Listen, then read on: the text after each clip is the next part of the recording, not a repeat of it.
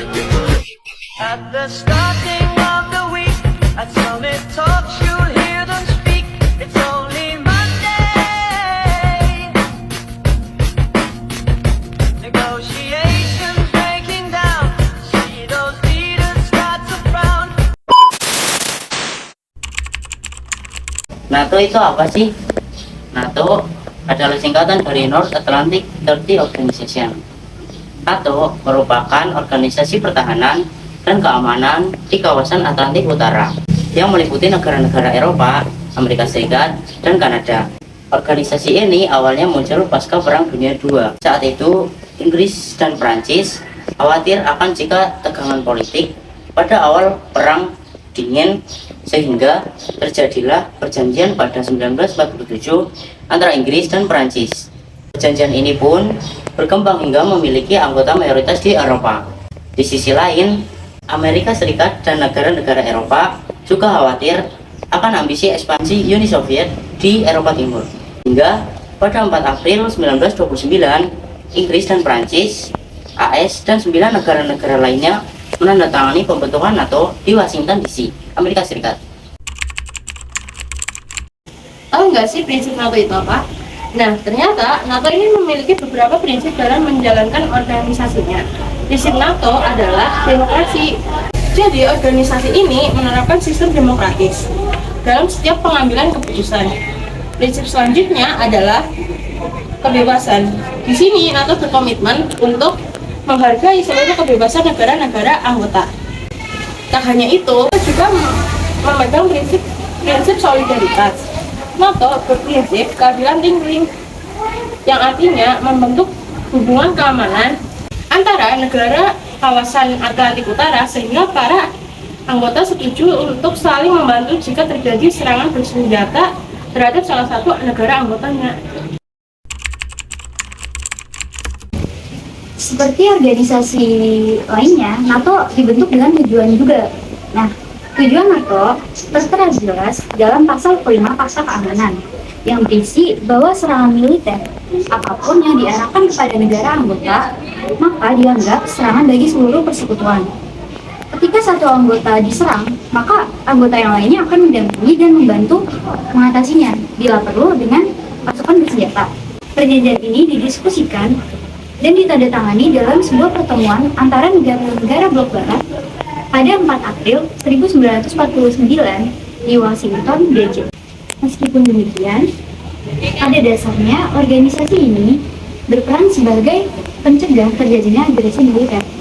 Memang tadi disebutkan kalau memang perlu, masalah akan diatasi dengan pasukan bersenjata. Tapi, sebelum beralih ke metode tersebut, organisasi ini selalu mengupayakan untuk menyelesaikannya secara diplomatis. Alhasil, mulai dari awal terbentuknya hingga akhir, mereka belum pernah terlibat dalam agresi militer apapun, namun tetap waspada dan bersiap. Struktur kerja NATO. Sama halnya dengan organisasi dunia lainnya, NATO juga memiliki struktur kerja sendiri loh. Yang pertama ada NATO Delegation, memiliki tugas dan tanggung jawab untuk mewakili negara yang merupakan anggota NATO. Dalam NATO, Delegation dibagi lagi menjadi dua, yaitu 1. Nuclear Planning Group, bertugas sebagai badan senior dalam masalah nuklir di aliansi dan membahas perihal kebijakan khusus yang berhubungan dengan penggunaan senjata nuklir. 2. North Atlantic Council adalah badan yang membuat keputusan politik utama dalam NATO. Dewan ini bertugas untuk mengawasi proses politik dan militer yang berhubungan dengan masalah keamanan yang mempengaruhi seluruh aliansi.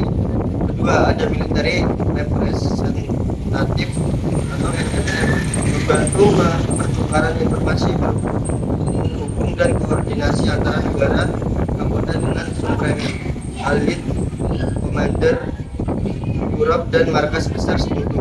NMR mewakili negara atau menjadi bagian dari perwakilan negara secara langsung di bawah kepala pertahanan masing-masing.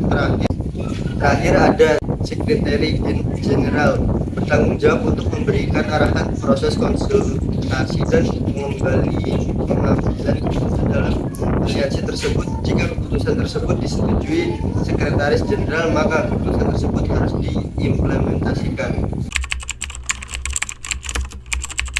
Eksistensi NATO pasca Perang Dingin. Faktanya organisasi ini terus beroperasi hingga sekarang. Bahkan anggotanya terus bertambah hingga sekarang ada 30 anggota yang berasal dari Amerika Utara dan Eropa. Kemudian gak hanya berfokus kepada menjaga wilayah, para anggota mereka sekarang juga memimpin Security Assistant Force atas mandat PBB. Organisasi ini juga menjabati komunikasi antar negara-negara, partner, dan anggota agar bisa bekerjasama dalam menjaga perdamaian. Mereka berkomitmen untuk bisa berkontribusi secara aktif dan mewujudkan perdamaian dan keamanan dunia. Setelah Perang Dingin selesai, NATO telah beberapa kali mengeksekusi operasi militer seperti Operation Anchor Point, Operation Esquire, dan Operation Agile Genuine. Dalam operasi-operasi ini, NATO memonitor krisis, mengirimkan suplai perlengkapan udara, dan mengirimkan bantuan kemanusiaan tim medis, dan juga menyediakan sejumlah pesawat terbang. Jadi belum secara langsung terjun ke peperangan. Thanks for watching.